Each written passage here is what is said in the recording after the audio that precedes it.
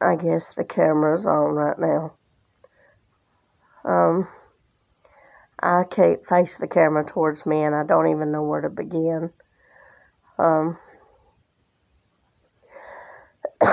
top of all the coughing and stuff that I've been doing past few weeks, and the doctors before Christmas and everything, I'm still dealing with the holes in my body and the pain that's coming from them, the stinging and the burning, and they've got me on antibiotics, but they've had me on them twice, and nothing's changing. And I'm trying to sit as still as I can, because any movement, even if it's getting up to go to the bathroom, or to try to bend, or twist, or turn, or even when I try to go to bed, I cannot get any decent sleep, and I'm tired and developing this angry feeling, because of pain, because I'm trying to fight so hard, and this just feels so much like when the Stevens-Johnson syndrome would hit me and I would have blisters, only this is holes in my skin. And what happened was, what started it all is Medicaid won't fill but 5 prescriptions a month, and I'm on a lot of medications. I'm on like a bag full of medications that the doctors have me on, and there's no possible way of filling them all, so you have to pick and choose which one to fill, and then you have to wait until, you can fill any more. And so my shots couldn't be given to me right away. And they were delayed because I had no more prescriptions available that month. So it pushed me into another month, causing me to break out with psoriasis. And if anybody knows what this autoimmune disorder psoriasis is all about, after the Stevens-Johnson syndrome, it sent my psoriasis situation into a frenzy. So it can get on my body anywhere. It breaks, it bleeds, it breaks open, it cracks. I'm on Cosentyx shots that get sent to me by FedEx every month. But like I said, if Medicaid won't pay for it and I go above my 5 trying to fill everything else, sometimes it collides with what I have to get filled. And you don't never know when or where that's going to happen. But every now and then that happens. And so the psoriasis opened me up. And when it did, it caused this infection that got in and caused staph. Well, I was put on antibiotic in that first doctor visit. And that was to take care of the cold that I was getting and the body situation. And it started to help. Then around Christmas, it started to get severe again after I run out of my antibiotic. And so I went back to the doctor a few days ago, and I can't even remember what day now.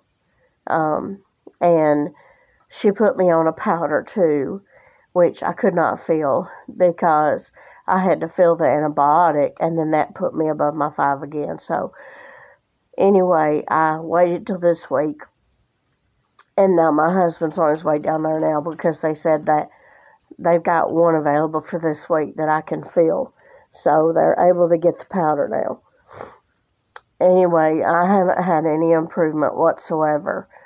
The holes are getting worse. I can't, and if my skin touches anywhere on my body or my clothes or anything like that, it causes intense pain. It's like I'm stretching open a butcher knife hole. That's what it feels like I'm being scrubbed and stuff with a butcher knife. Because it's stinging and it's burning and it's continuous. And the only way that I don't feel pain is when I'm asleep, if I'm asleep. So when I say that I am struggling, and for you that are on YouTube right now, you haven't been able to keep up with me because I have not felt like making any videos, and I really don't feel like being on there now. But this has to be done because I'm at my wit's end and I'm very tired and homesick for heaven. And if you've gone through anything of what I have gone through in my body since 2017, or you have followed me,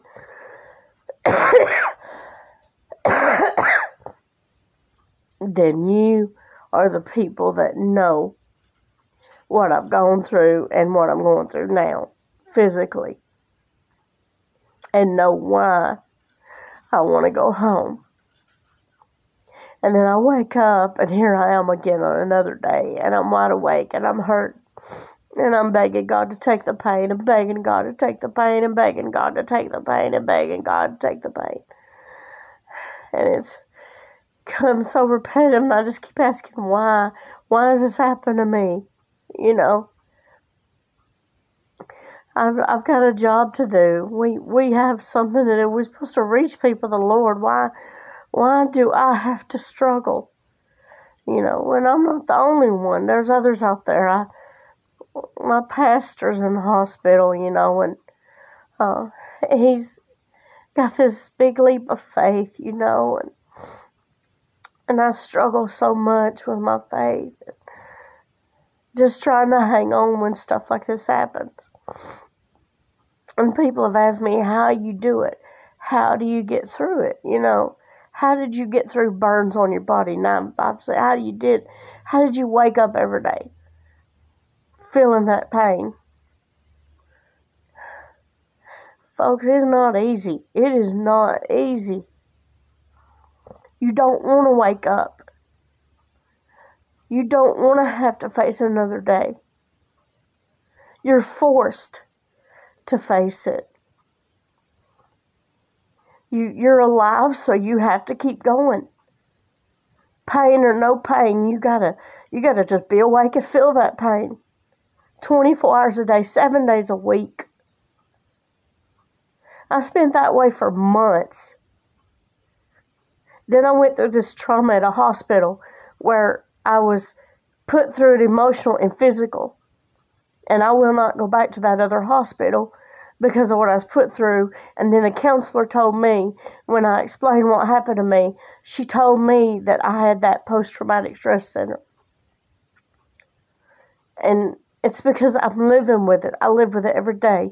I still wake up with these screams that happen to me, the screams from the pain and the endurance that I had to go through, everything that I had to go through. And then I had the Stevens-Johnson syndrome, not once, not twice, but 4 times. Maybe not as bad as the first. It didn't kill me, you know. It almost killed me the first time.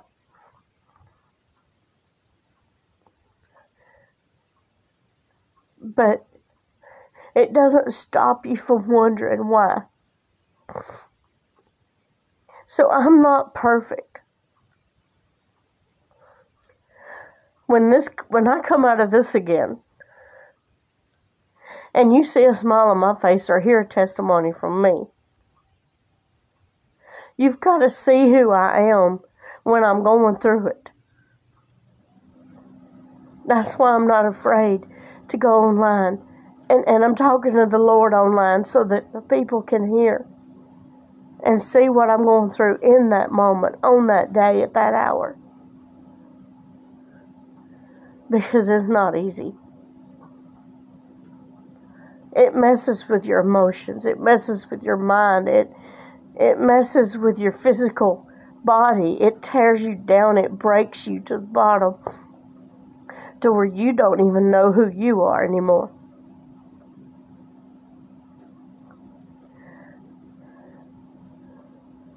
So when you ask me how I got through it,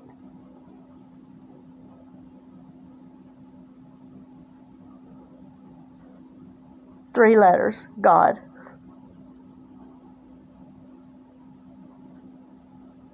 He's the reason I'm here. And I don't understand it. None of us can understand it when we go through pain. But there's got to be a reason. And I hope to stop hurting to where I can wake up to that reason again. Because when you're going through the tunnel, the big tunnel of pain, it's hard to see straight. It's hard to keep your focus. And it's hard to keep your head above water. Unless you go through something like this. And many of you have. You know what I've been through. And you know what my life is like. But unless you go through with severe pain and go through things like this, you don't really know what a person goes through or how they get through their day. If you'd have asked me weeks before Christmas, if you'd have told me this was going to happen to me, I wouldn't have known it. Nobody knows. We just have to live each day as it comes and live in that moment. I can't just easily give up. I want to. Last night I was in so much pain that I had to just hold my fists up and grip my teeth and just scream because it hurts to be doctored. And that my husband is good at. He tries to be gentle. And much as he has learned in the process of caring for me all these years.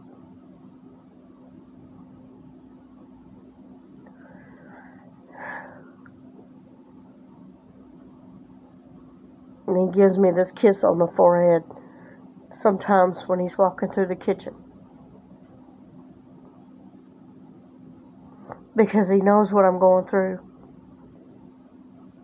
And he doesn't want me to suffer. And he doesn't know what to do because he can't take the pain away.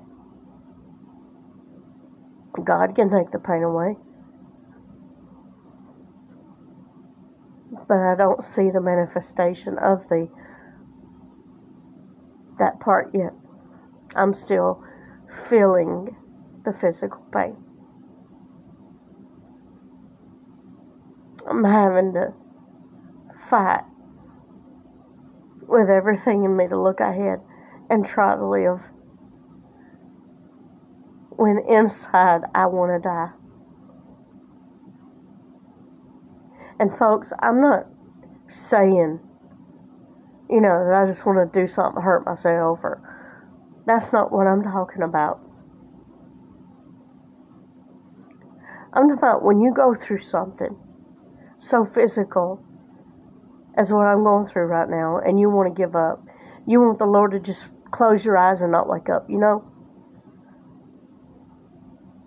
Because in heaven there is no more pain. There is no more tears and no screaming, no crying, no breaking of the skin, and no fighting to live through each day. So yes, I want to go home. But I won't be mad at God if He don't take me home. I'll be disappointed. I'll be hurt because I'm in so much pain. But I won't hate God. Sometimes I want to yell at Him, And sometimes I have to grit myself together just to keep from getting angry. Because I'm a human being. And He knows that too.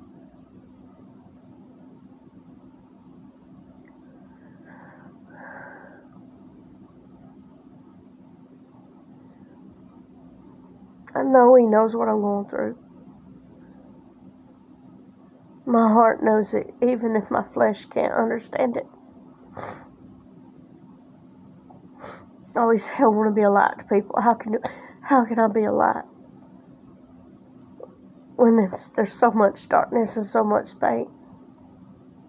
This is my mountain right now. one of many that I've gone through for a while. Life has not been easy. It's not been peachy keen, since 2017. What folks can't see, what they don't understand, my daily routine. Nothing's easy anymore. Nothing is simple anymore.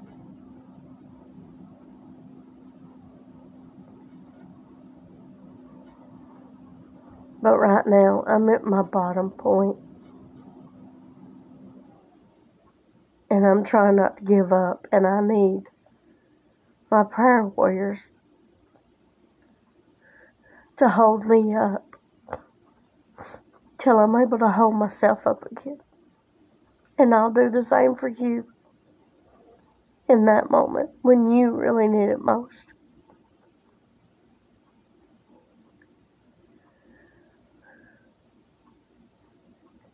Thank you all for being here to listen to me. You that see the messages that I post on my End Time Harvest group on Facebook.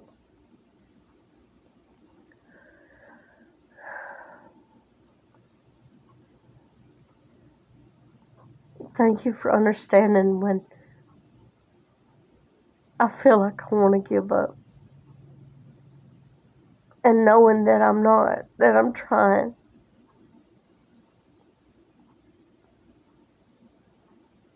I'm just so tired. And I did not know that my new year was going to start off this way. I wanted to practice more songs. I wanted to do what God had me do, the phone blessing, the soundtrack blessing, everything that happened this year. I wanted to I knew that I don't always have full power of things, but I just wanted to do something. So that when the Lord comes and He takes us home, when I stand before Him, He'll smile and say, well done.